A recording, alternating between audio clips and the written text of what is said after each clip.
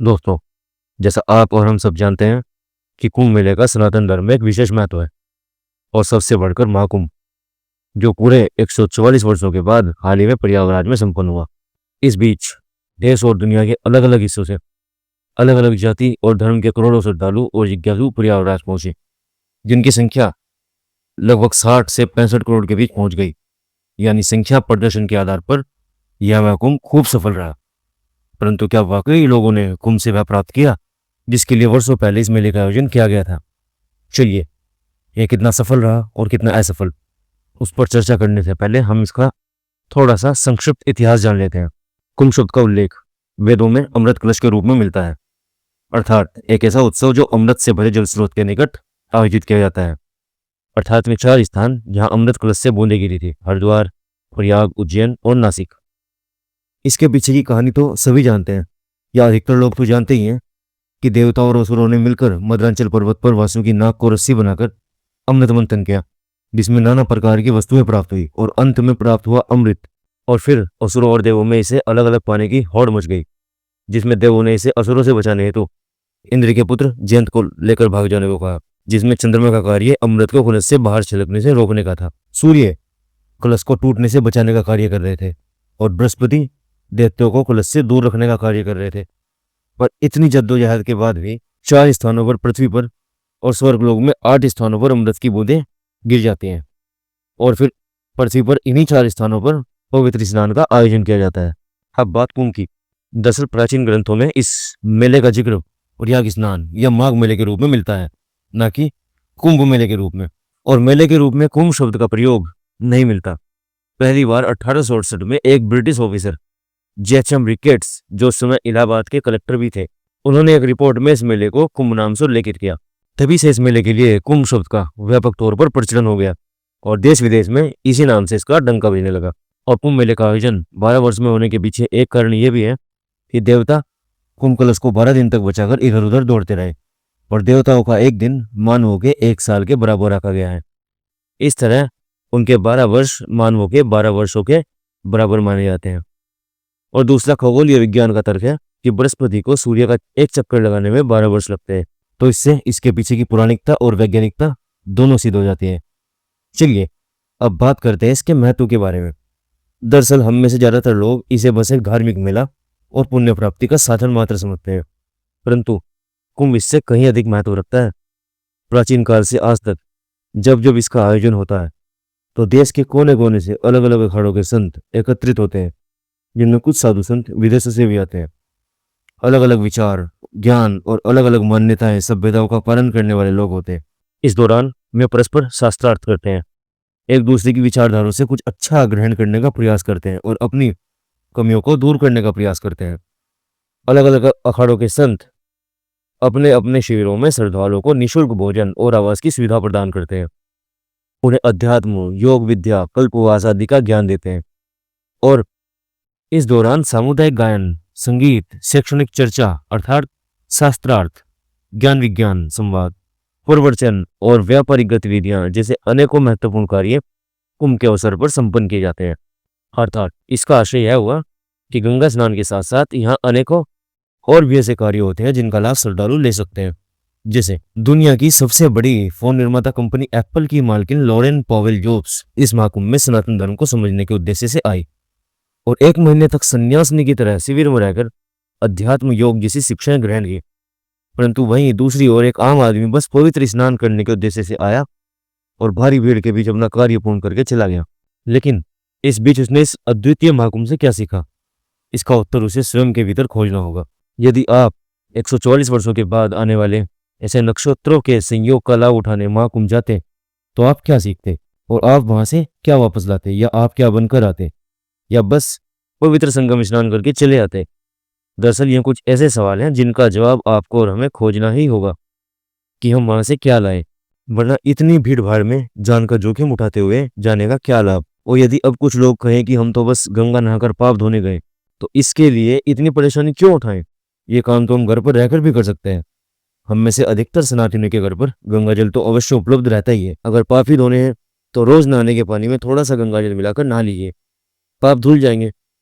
परंतु मित्रों, यहाँ सिर्फ शरीर का मैल धोने भर से काम नहीं चलेगा, मन का मैल धोना प्रथम उद्देश्य है इस महाकुंभ में जाने का, क्योंकि हम में से अधिकतर ऐसे पवित्र स्थानों पर ईश्वर का आशीर्वाद प्राप्त करने जाते हैं। कुछ ऐसे भी हैं जो बस घूमने फिरने के उद्देश्य से जाते हैं, अन्यथा ज्यादातर तो इसके बाद सब कुछ अच्छा होगा बस यही सोच कर जाते हैं।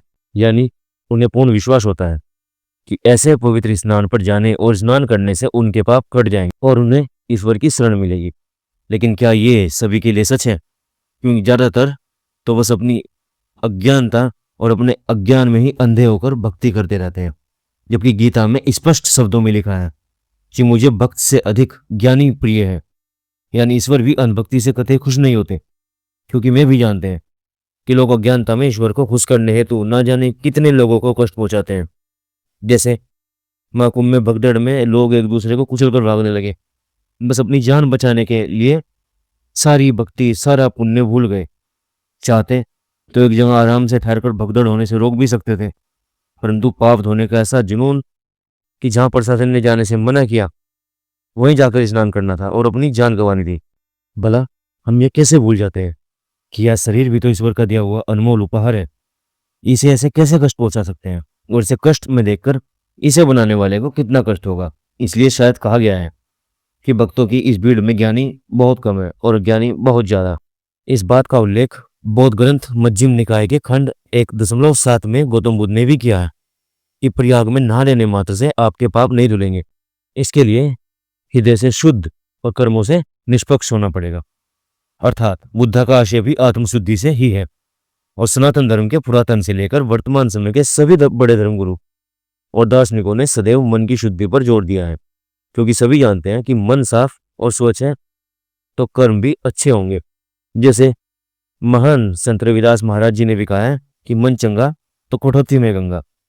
तो मित्रों, इस पूरी चर्चा का एक ही निष्कर्ष निकलता है कि कुंभ जैसे महान आयोजनों में मात्र एक वस्तु नहीं होती जिसकी ओर आप सभी आकर्षित होंगे। मात्र पवित्र संगम स्नान ही नहीं है, बल्कि ऐसी अनेकों चीजें हैं जिन्हें सभी संतजन मिलकर आयोजित करते हैं। यहाँ पर धार्मिक संगोष्ठियां होती हैं जिनमें शास्त्रार्थ होता है, एक दूसरे के मतों के बारे में जानने का अवसर मिलता है, हठ योग जैसे विशेष प्रकार के संकल्प सीखने को मिलते हैं, उच्च कोटि के संतों से मिलकर धर्म के बारे में गहराई से जानने का अवसर प्राप्त होता है।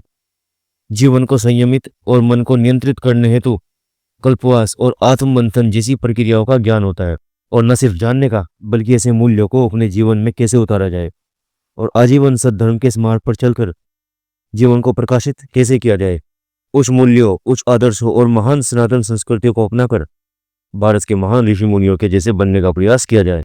आदिगुरु शंकराचार्य, महर्षि वाल्मीकि, वेद व्यास आदि ऐसे साधक हुए जिन्हें पुराण और विज्ञान दोनों से यथोचित सम्मान मिलता है।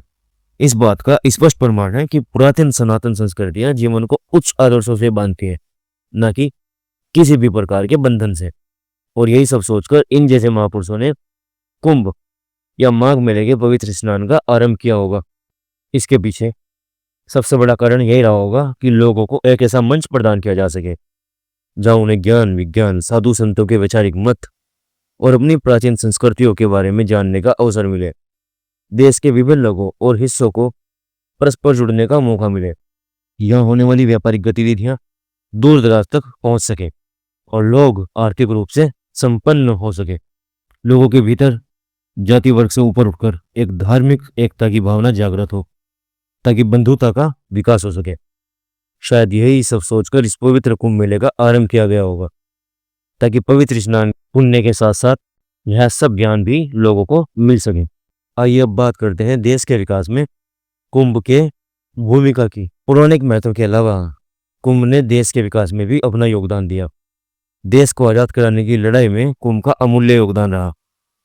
दरअसल 1857 के विद्रोह में स्वतंत्रता आंदोलन के केंद्र बिंदु के रूप में इस मेले की भूमिका थी, क्योंकि यहाँ लोगों को धर्म के नाम पर एक करना आसान था।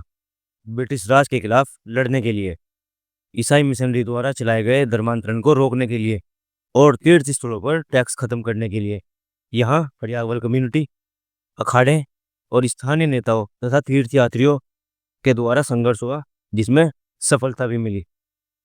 आपको जानकर आश्चर्य होगा, देश के सुप्रसिद्ध विश्वविद्यालयों में से एक BHU यानी बनारस हिंदू यूनिवर्सिटी की स्थापना करने का संकल्प सनातन धर्म सभा द्वारा इसी कुंभ मेले में लिया गया कि पंडित मदन मोहन मालवीय जी के नेतृत्व में इसकी स्थापना की जाएगी।